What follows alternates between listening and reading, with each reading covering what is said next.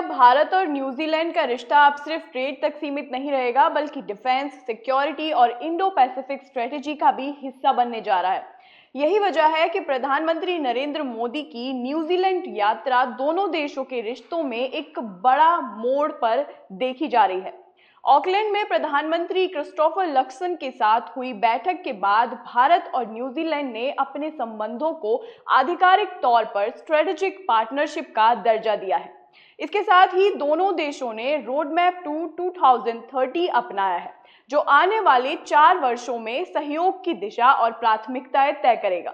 इस बैठक से कुल 18 ठोस परिणाम सामने आए हैं, जिसमें 10 अहम समझौते शामिल हैं।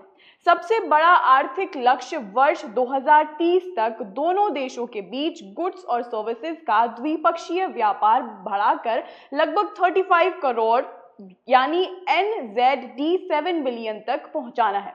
इसके लिए फ्री ट्रेड अरेंजमेंट को जल्द लागू करने, कस्टम्स प्रक्रियाओं को आसान बनाने और भरोसेमंद व्यापार को बढ़ावा देने पर सहमति बनी है। इसका मतलब है कि कारोबारियों के लिए व्यापार की लागत और समय दोनों कम हो सकते हैं, जबकि निवेश और एक्सपोर्ट के नए अवसर भी खुल सकते हैं। लेकिन ये साझेदारी केवल व्यापार तक सीमित नहीं है। डिफेंस और सिक्योरिटी के मोर्चे पर भी दोनों देशों ने समुद्री सहयोग बढ़ाने, म्यूचुअल लॉजिस्टिक्स सपोर्ट अरेंजमेंट लागू करने, नेवल एक्सरसाइज आयोजित करने और इंडो पैसिफिक में मैरीटाइम सिक्योरिटी मजबूत करने का फैसला किया है। Counter terrorism, cyber security, narcotics नियंत्रण और लॉ एनफोर्समेंट कोऑपरेशन जैसे क्षेत्रों में भी संस्थागत सहयोग बढ़ाया जाएगा। ऐसे समय में जब इंडो पैसिफिक क्षेत्र वैश्विक रणनीति प्रतिस्पर्धा का केंद्र बना हुआ है, ये सहयोग दोनों देशों के लिए सुरक्षा दृष्टि से महत्वपूर्ण माना जा रहा है। रोड मैप का दायरा agriculture, tourism, education, climate action, science, innovation और डिजास्टर मैनेजमेंट तक भी फैला हुआ है।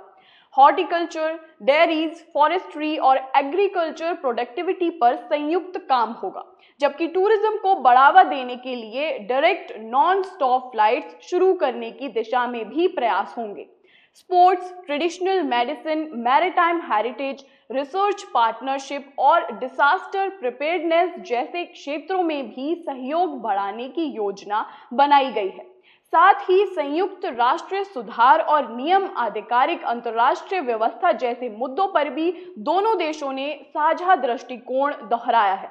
इस पूरी पहल की खास बात यह है कि ये केवल घोषणाओं का दस्तावेज नहीं, बल्कि स्पष्ट लक्ष्यों वाला रोड मैप है। हालांकि इसमें कोई कानूनी बाध्यता या वित्तीय प्रतिबद्धता नहीं जोड़ी गई है, लेकिन नियमित उच्च स्तरीय बैठकों और संस्थागत संवादान के जरिए इस प्रगति पर नजर रखी जाएगी।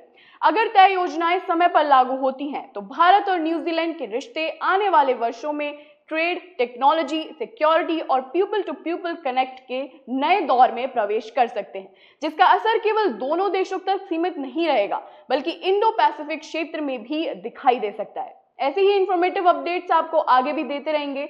देखते रहिए बिजनेस 24 टीवी।